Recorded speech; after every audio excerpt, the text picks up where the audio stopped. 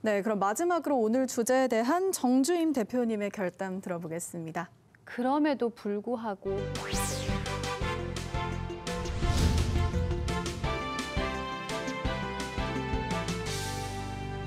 제가 예전에 학교에서 이제 일을 할 때 행정실에서 주는 종이는 훨씬 얇은데 꼭 이걸 써야 된대요.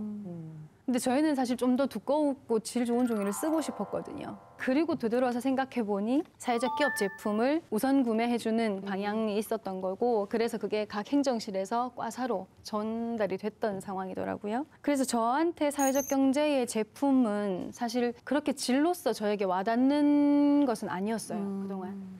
그런데 그간의 시간이 흐르면서 사회적 기업에 대한 인식과 혹은 제품의 질들은 계속 나아지고 있는 상황인데, 이미 그 시절부터 질은 좀 떨어지더라도 그 가치를 실현하는 거에 대해서 우리가 소비하는 것으로 그의 가치를 지지할 수 있다라는 인식으로 그럼에도 불구하고 그걸 사용했던 거죠. 그런데 지금은 이미 소비자들, 시민들은 내 소비가 그 가치로 환원될 수 있다는 것을 가지고 소비를 하고 있는데, 이것들이 정치적 이념 속에서 계속 떠다니는 거는 맞지 않지 않나? 라는 생각이 좀 들어서, 그럼에도 불구하고 지금 현재 사회적 경제의 방향은 잃어서 안 되고 그 가치를 향해서 나아가는 저희들의 발걸음도 지치지 말아야겠다라고 해서 그럼에도 불구하고 했습니다. 저는 21세기에 대한민국 정치가 그런 면에서는 제일 후진 것 같아요.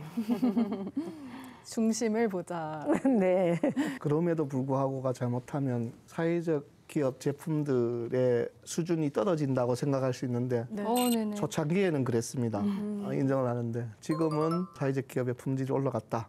라고 보시면 될 것 같고요. 그렇습니다. 그 말씀의 이야기는 시장이 이제 가치를 중심으로 움직인다.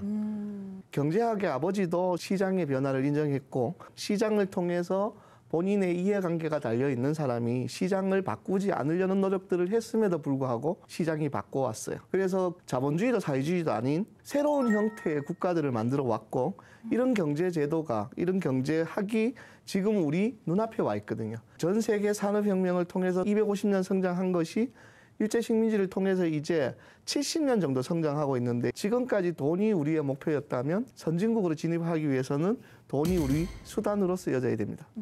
국가가 우리를 지켜주는 시대가 돼야 선진국이 됩니다. 이것이 곧 가치의 시대라고 봅니다.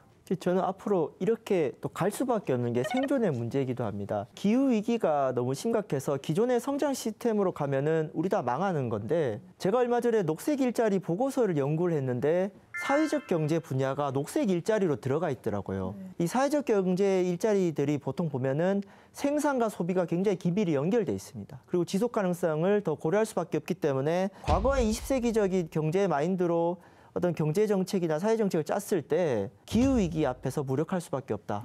사회적 경제를 더 확장해서 볼 수 있을 것 같습니다. 네.